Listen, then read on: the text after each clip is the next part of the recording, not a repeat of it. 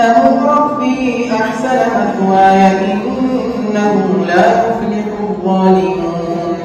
ولقد همت به وهم بها لولا أن رأى برهان ربه كذلك لنصرف عنه السوء والفحشاء إنه من عبادنا المخلصين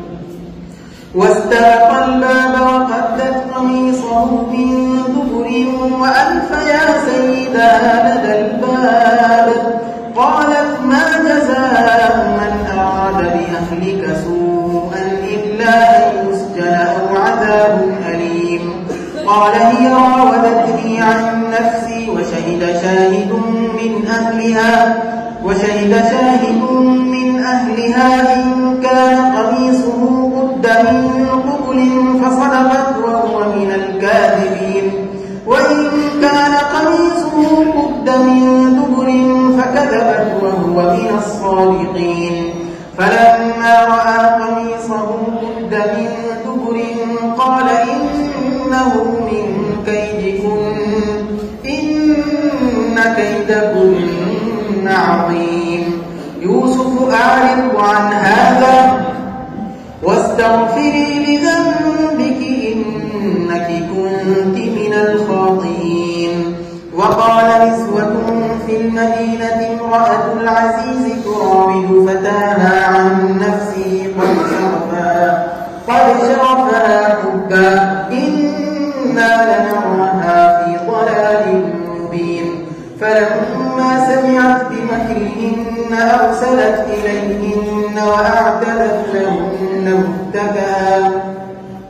وآتت كل واحدة منهن سكينا وقالت اخرج عليهن فلما رأينه أكبرنه وقطعن أيديهن وقلن حاش لله ما هذا بشرا إن هذا إلا ملك كريم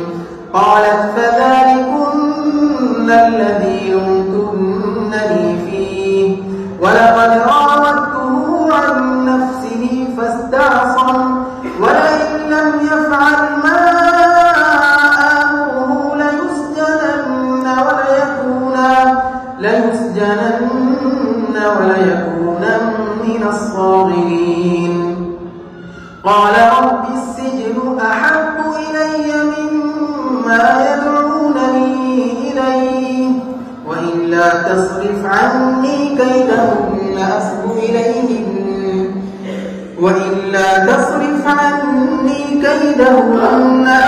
إليهن وأكن من الجاهلين فاستجاب له ربه فصرف عنه كيدهن إنه هو السميع العليم ثم بدا